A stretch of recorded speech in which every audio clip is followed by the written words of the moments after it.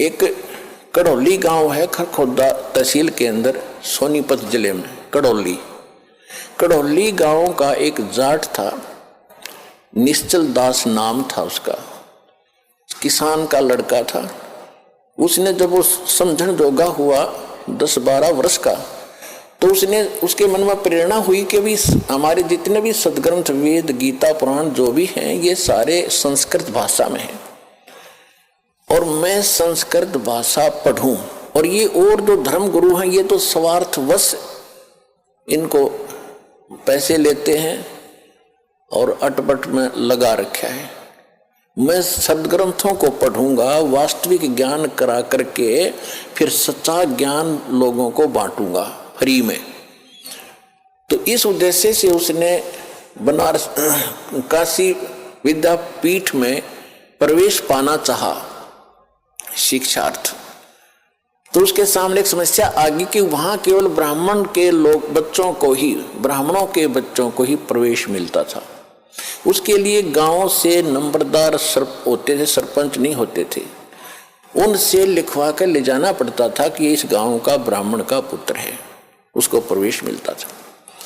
तो उसने एक नंबरदार ऐसे ही अशिक्षित होते थे, उसने आप पे लिख लिया कि ये निश्चलदार पुत्र फलाना गांव कड़ौली और ब्राह्मण का बेटा है। उसके दस्तखत करा लिए, वो प्रवेश पा लिया। प्रत्येक कक्षा में प्रत्येक वर्ष सबसे टॉप में आवे, संस्कृत भाषा सीख ली, बहुत अच्छा। जब शिक्षा पूर्ण करके वो चलने लगा तो जो प्रिंसिपल था वहां का, बनारस का जो ब्राह्मण प्रिंसिपल था यानी मुख्य अध्यापक था, शिक्षक था, उसकी एक कन्या विवाह के योग्य थी, युवती थी। उसने क्या सोचा कि इतना इंटेलिजेंट बालक है, इसने संस्कृत बहुत अच्छा सीखा है, ग्रंथों को भी खूब अच्छा पढ़ा है और ये जहां भी जाएगा इसकी वाह वाह हो जाएगी और तेरी बेटी सुखी रहेगी, यू घना धन इकट्ठा करेगा। इसलिए उसने मन बना लिया कि इस बच्चे से अपनी बेटी को ब्याह दूं, विवाह कर दूं। जब वो निश्चल दास गया उसके पास, प्राचार्य के पास, प्रिंसिपल के पास कि हे गुरुदेव, आपकी कृपा से आपका बच्चा अपनी शिक्षा पूर्ण करके अब सेवार्थ जा रहा है, मुझे आशीर्वाद दो, मैं सफल हूं जिस उद्देश्य को लेकर आया हूं। तो उसने कहा कि बेटा फिर गुरु को कुछ दक्षिणा भी देते हैं, दक्षिणा दे। दक्षिणा लो जी, मेरे पास क्या है, मत लगा कि वचनबद्ध हो जा। अच्छा जी, वचनबद्ध हो जा, मैं अपनी लड़की का विवाह तेरे से करना चाहता हूं, तुझे करना पड़ेगा। अब यहां फंस गया निश्चल दास धर्म संकट में, क्योंकि ब्राह्मण लोग अन्य जाति से विवाह नहीं करते थे अपनी बच्चियों, बेटा बेटियों का। अगर ऐसा उनको पता चल जाए तो वो हंगामा खड़ा कर देते। तो उसने सोचा ये घर अगर ऐसा हो गया तो गांव में ही विरोध होगा, फिर ये पूरा ग्रुप मेरा विरोध करेगा और बात बिगड़ जाएगी और मैं ग्रस्त आश्रम अपनाना नहीं चाहता। फिर उसने बताया गुरुदेव, चाहे मुझे सजा देना और चाहे कुछ भी कहना, मैं एक सच्ची बात बताता हूं, मैं ब्राह्मण नहीं हूं, मैं जाट का लड़का हूं, कड़ौली मेरा गांव है, आप पता कर सकते हो। मैं इस उद्देश्य से आया था कि मैं इस ज्ञान को फ्री बांटूंगा, ये ब्राह्मण लोग इसका मूल्य ले रहे हैं, मैं वो मूल्य नहीं लेना चाहता। तो इतना गुस्सा कर गया वो ब्राह्मण प्रिंसिपल, कहने लगा तो दुष्ट, तूने धर्म भ्रष्ट कर दिया, ये कर दिया, तेरी हिम्मत कैसे बन गई, यहाँ धोखा दे के हमारा ज्ञान चुरा लिया। अब वेद और गीता को तो ये रजिस्ट्री करा रहे थे, अपना नाम बै करा रखी थी नकलियों ने। उस लड़के को कहा कि प्रतिज्ञा कर रखी है तूने? कहा जी, कि तू कभी संस्कृत भाषा का प्रयोग नहीं करेगा और किसी संस्कृत भाषा में कोई प्रवचन नहीं करेगा और जा सकता है। और तुझे श्राप दे दिया उसने कि तुझे प्रतिदिन एक बार 1 घंटा बुखार बना करेगा ताकि तेरी गलती तुझे सदा याद रहे। तो पुण्यात्माओं, देख उस दुष्ट आत्मा ने, अब ये ज्ञान की कमी, हम किसी को श्राप देते हैं क्योंकि पूर्व भक्ति का धन होता है, उसका श्राप भी फल जाता है। अब तो सारे नकली हो लिए, किसी का श्राप फले ना किसी आशीर्वाद फले, खाली हैं सब। पहले अच्छे लोग होते थे, चाहे किसी जाति के थे, वो पिछले पुण्य कर्मों से परिपूर्ण होते थे। वो किसी को श्राप दे देते, उसको बुरा हो जाता, उसकी पूंजी खत्म होती। आशीर्वाद देते तो भी उनकी पूंजी चोरी होती, नष्ट होती कमाई। इस करके ये यही काल के जाल में उलट पुलट होकर यहीं फंस गए। अब इससे निकलने के लिए हमें ज्ञान की आवश्यकता थी। अब उस वहां से जो वो निश्चल दास जी आगे, अब उसके सामने समस्या होगी कि ज्ञान तो मैं प्रचार करूंगा लेकिन संस्कृत प्रयोग में नहीं करूंगा। उसने क्या किया कि फिर दादू पंथ, एक दादू साहब हुए हैं जिनको परमात्मा कबीर जी मिले थे। अब परमात्मा ने क्या किया है, वो अच्छी आत्माओं को मिलते हैं और उनको अपना कुछ झलक देते हैं जिसको ये दिखता है कि ये तेरे अनुकूल चलेगा। तो दादू जी को परमात्मा मिले, आंखों देखकर आए और फिर दादू साहब ने कबीर भगवान की बहुत महिमा गाई। लेकिन दादू जी को परमात्मा ने पूर्ण ज्ञान नहीं दिया। इसलिए नहीं दिया कि उस पंथ के लोग भी आज फिर वही गीत गा रहे होते जो आज हमने बताना था। लेकिन ये जरूर पक्का करवा दिया कि जो काशी में जो धाणक थे वो परमात्मा है, जो बनारस में आए हुए थे वो मेरे सतगुरु वही है। जिन मुझको निज नाम दिया सोए सतगुरु हमारे, दादू दूसरा कोई नहीं ये कबीर सिरजनहारे। उन्होंने एफिडेविट दे दिए, विटनेस बन गए कबीर भगवान के। लेकिन आगे चल के उस पंथ में कबीर साहब का नामो निशान नहीं है। दादू पंथ में दादू जी को पूर्ण परमात्मा, दादू जी का कोई जन्म नहीं हुआ, अपने आप प्रकट हुए। इस तरह वहां मिले थे, फलान हो गया था, उसकी माँ को आशीर्वाद दे दिया था एक संत ने। तो इस तरह करके वो दादू जी को ही खुदा बनाए बैठे हैं, वो कुछ भी बनाए रहो। फिर निश्चल दास जी ने वहां दीक्षा ली। दीक्षा लेकर के फिर संत वाणी में एक निश्चल ग्रंथ बनाया। लेकिन निश्चल दास के पास भी वो ज्ञान नहीं था। वेदों के ही अटपट कर रखी है उसने, जैसा वेद गीता उसने समझा संस्कृत में, उन्हीं को फिर संत वाणी में लिख रखा है, उसमें कुछ भी नहीं। मैंने उसको खूब पढ़ा और देखा। तो कहने का भाव ये है कि पहले ये जो शिक्षा थी ये एक वर्ग के बांध रखी थी और अन्य अशिक्षित थे। परमात्मा ने इसलिए इस बुराई को अन्य समाज में नहीं जाने दे दिया कि ये कत्ती घर के रहेंगे ना घाट के। आज ब्राह्मणों को देख लो, जो भी पंडिताई करता उसका सर्वनाश हो रहा है। जो भी ब्राह्मणपना करता लास्ट में ब्राह्मणटी होगी इसकी ये हमने खूब देखा हुआ। ब्राह्मण मतलब ये नहीं कोई जाति कास्ट ब्राह्मण नहीं है, क्योंकि हमने ज्ञान से उठना ऊपर। इन संसारिक जो बंधन हैं, सीमाएं हैं, ये ज्ञान से अपने आप टूट जाएंगी।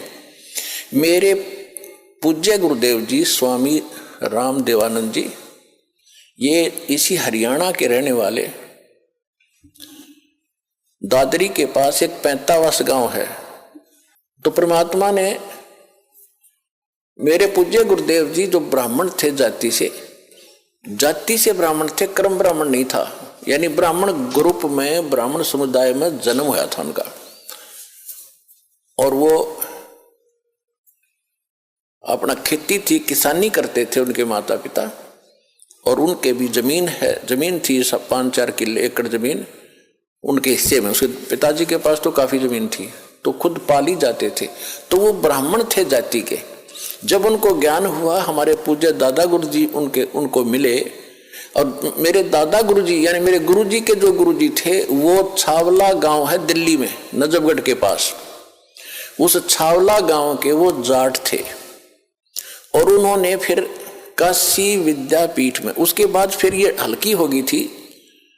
मतलब जैसे हमारे गुरुजी जो थे, हमारे दादा गुरुजी जाट थे और हमारे दादा गुरुजी के जो गुरुजी थे वो भी ब्राह्मण थे, और वो काशी विद्यापीठ वो पढ़ नहीं सके, उसने उन बच्चे को अपना गोद लेकर यानी अपना शिष्य बना के सर्टिफिकेट बना के भेजा कि काशी विद्यापीठ में पढ़ का। तो हमारे दादा गुरुजी थे वो काशी विद्यापीठ में 4 विषय के आचार्य बन गए। और उसके बाद फिर मेरे दादा गुरुजी को पंडित चिदानंद नाम था उनका, चिदानंद जी महाराज, उनको पंडित चिदानंद जी कहा जाने लगा क्योंकि वो 4 विषय में के आचार्य बन गए, 4 विषय के, 4 सब्जेक्ट के। और उनका एक गांव है, उनका गांव गोपालपुर, तहसील खरखोदा, जिला सोनीपत। गांव गोपालपुर में एक आश्रम है छोटा सा, उस पे लिखा हुआ है पंडित चिदानंद आश्रम गोपालपुर। दास उसको देख कर आया है। तो कहने का भाव यह है कि हमारे दादा गुरुजी जाट होते हुए पंडित कहलाए और मेरे पूज्य गुरुदेव जी ब्राह्मण होते हुए वो ब्राह्मण नहीं, एक संत कहलाए, स्वामी संत। तो ये जाति कर्म से है, अपनी जन्म जात से नहीं होती। जैसे आज कोई भी लड़का, जैसे हमने देखा एक जाट और जहां दास सर्विस करता था नहर विभाग में, वहां चिनाई का काम करता था, राजमिस्त्री कहलाता था, राजमिस्त्री। और गांव में भी उसने राजमिस्त्री कहते थे जाट होते हुए भी। तो इसी प्रकार एक ब्राह्मण का लड़का दिल्ली में नाई की दुकान खोल रहा है, बार्बर, तो उसको राजेश बार्बर कहते हैं, जबकि वो पंडित है वर्ण से, लेकिन कर्म से वो बार्बर नाई कहलाता है। तो इसी प्रकार हमारी ये जातियां बनती चलेगी, ग्रुप बन गए फिर, क्योंकि पहले व्यवसाय परंपरागत होते थे और उसी परंपरा में विवाह होना इसलिए कंपलसरी था क्योंकि जैसे जाट की लड़की और कुम्हार का बैदी, तो जाट का व्यवसाय कुछ और है और कुम्हार का कुछ और, जाते सारे बर्तन फोड़ेगी। और कुम्हार की लड़की कुम्हार के ब्याही जा तो उसको पहले ट्रेनिंग होती है उस काम की, वो ठीक जाते ही रलमिल हो जाती थी। इसलिए हमारा विवाह अपने वर्ण में ही अपने होना कंपलसरी था, अनिवार्य था उस समय। इसी तरह किसान की लड़की किसान के ब्याही जाती थी तो वो काम से पहले ट्रेंड होती थी, झगड़े ना बढ़ते, काम खराब नहीं होते थे। तो अब समय बदल गया है, व्यवसाय भी काफी बदल गया है, तो इसमें अगर इंटरकास्ट शादी होती है तो कोई दिक्कत नहीं, क्योंकि हम मनुष्य हैं, हम एक पिता के बच्चे हैं और हमारा एक ही उद्देश्य है, यहाँ से मोक्ष कराना और सतलोक जाना, वहाँ कोई झगड़ा ही कोई नहीं। तो इस प्रकार हमने इस काल के जाल को काटना है, हर तरह से इसको कंडम करना है, सच्चाई को ऊपर लाना है।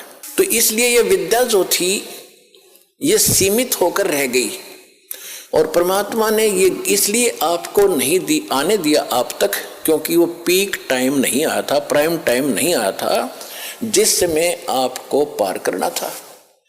वो कब करना था? परमेश्वर ने काल से कहा था, जब काल की और परमेश्वर कबीर जी की गोष्ठी हुई थी प्रथम सतयुग में, जब सारी बात हो गई कि आप किस लिए आए हो सतलोक से, अपने परमात्मा ने अपना रूप बदल रखा था, अपने पुत्र जोगजीत का रूप बना रखा था। और ये जो काल है ये भी उस परमात्मा का 17वां पुत्र है, ये उसका 17वां पुत्र है। और इसने वहां गलती कर दी थी जिस कारण से इसको निष्कासित कर दिया। हमने भी गलती की थी, जितने भी प्राणी, चींटी, हाथी, मकोड़े, कीड़े, पशु पक्षी, ब्रह्मा विष्णु महेश और हम राजे महाराजे, ये सभी वहीं रहते थे सतलोक में। एक जैसा वहां पर हमारा शरीर था, एक जैसा खान पान था, एक जैसा सुख था। तो हम अपनी गलती से इस कंगाल के साथ आ गए। यहाँ कुछ भी चीज पूरी नहीं, हर समय हर एक चीज का अभाव रहता है। मार मार एक रोटी का काम पूरा ना होता सारे जीवन में जीव का। पशुओं ने देख ले, उसके पीछे भाग रहा है उसको खाने के लिए, हिंसक पशु जैसे पशु हैं दूसरे शाकाहारी, वो सारा दिन घास चर चर के खाएं जार निकालें जार, खाएं जार निकालें जार, मर जाओ। क्या यही जीवन है? सतलोक में सारी सुविधाएं हैं, जो खाओगे वही बॉडी में हजम होता है, ना कोई टट्टी ना पेशाब, उसमें कुछ नहीं होता। ऐसा गजब का ना कोई अब सोता उठते आदमी फ्रेश होता है, फ्रेश होते सबसे पहले टट्टी मास दे है। तो यहाँ तो ऐसा ही रहेगा। तो वहाँ चलेंगे हम जहाँ सारा सुख है, इतना सुंदर शरीर कभी व्यर्थ नहीं होते, वहाँ कोई बकवास नहीं आती, मन में दोष नहीं होता। जब आत्मा निर्मल हो जाती है, विकार होते ही नहीं, बकवाद करने की इच्छा ही नहीं बनती। तो ज्ञान से अब परमात्मा ने ये शिक्षा इसलिए दी हमारे को कि हम जो मैं बताऊंगा, परमात्मा के ने कहा था कि जो ज्ञान हम देंगे फिर हम अपना एक दास भेजेंगे। वो तो ज्ञान परमात्मा 600 वर्ष पहले सतगुरु रूप में दे गए थे, कबीर भगवान कबीर वाणी के माध्यम से।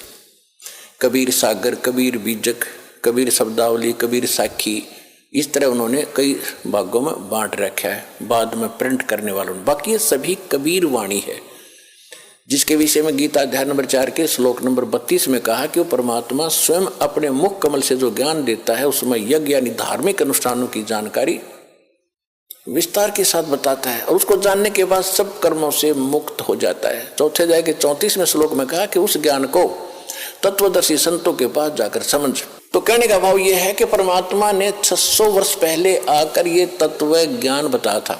तो जब काल से बात हुई थी और परमात्मा अपने जोगजीत पुत्र के रूप में आए थे, जब काल के लोक में प्रवेश किया, किस लिए आए थे? कि हमें दुखी देखा कि ये मेरे बच्चे वहाँ कितने सुखी थे, कोई दुख नहीं था, कोई मृत्यु नहीं, कोई कैंसर नहीं, कोई कोढ़ नहीं, कोई बीपी हाई ना लो होता था, ना कोई शुगर बीमारी थी, और ना इनको खाने का अभाव था, मजदूर बने फिरते। काल ने हमारे को कितना मूर्ख बना रखा है। किसी के पास थोड़ा सा पद मिल जाता है तो नीचे वालों को इतना दबा के रखता है, सब अपने कर्म फोड़ता सारा दिन, उनकी आत्मा दुखा के। चाहे कोई फैक्ट्री मालिक है, चाहे कोई IAS IPS अधिकारी है, या कोई डॉक्टर इंजीनियर जज है, ये नहीं देखते तुम कर क्या रहे हो, क्योंकि ज्ञान नहीं है। किसी की आत्मा दुखावे, होय होय, उसका ये परमात्मा के बच्चे हैं। आप कहते हैं जो तगड़ा व्यक्ति और निर्बल को सताता है उसकी आत्मा रोती है। आत्मा रोती है क्योंकि वो मुकाबला तो कर ही नहीं सकता किसी भी तरीके से। ताकतवर मीन जैसे कोई पद की ताकत है, पोस्ट की ताकत है, या वैसे अपने कोई घर कबीले में घने व्यक्ति हो जाए उनकी ताकत है, स्वयं बलशाली है। तो इस तरह का व्यक्ति गरीबों को सताता है, अपने से नीचे वालों को इतना तंग करता है कि जितना वो कर सकता है बिना ज्ञान के। तो यहाँ परमात्मा ने आके बताया है कि कबीर गरीब ना सताइए, जाकी मोटी हाय, और बिना श्वास की जीव से लो भस्म हो जाए। देखो कहते हैं गरीब को ना सताना, आपकी ये हालत हो जाएगी, क्योंकि वो तो जीवित श्वास है, आत्मा से उसका कनेक्शन है, रो रहा है, उसकी आत्मा दुखी है तो उसको जरूर प्रतिफल मिलेगा, 2 दिन पीछे मिल जाएगा। उदाहरण दिया है कि जैसे पहले एक धौंकनी होती थी, पशु के चाम की बनाई जाती थी, और लोहार और सुनार लोग उसी का प्रयोग करते थे। उसमें ऐसे एक हैंडल सा लगा लेते थे, उसको पकड़ के ऐसे करते थे, आगे उसका एक छोटा सा सुराख होता था उस चमड़े में, और वहीं से वो हवा लेती थी और फिर ऐसे छोड़ते थे, वो हवा फूंक मारती थी अग्नि में, ऐरन में, जहाँ पर लोहे को गर्म किया जाता था, पिघलाया जाता था। तो परमात्मा कहते हैं कि वो बिना जीव की श्वास यानी मरे हुए जीव पशु की खाल की श्वास ने लो को भस्म कर दिया। और ये तो जीवित सांस है, आहे जो आए है, कहते ये गरीब ने ना सताइए, जाकी मोटी हाय, और बिना जीव की श्वास से लो भस्म हो जाए। और तुम तो जीवित श्वास को दुखी कर रहे हो, तुम्हारा क्या हाल हो जाएगा। तो इस काल ने हमें न्यो भी पाप एक दूसरे के साथ अपने कर्म बिगाड़ने के लिए सिस्टम पूरा फिट कर रखा है कि इनकी बिरान माटी कर दूं, और फिर ये अपने वो एक दूसरे का किया कर्म यहाँ भोगते रहे और आजीवन दुख पाते रहे। और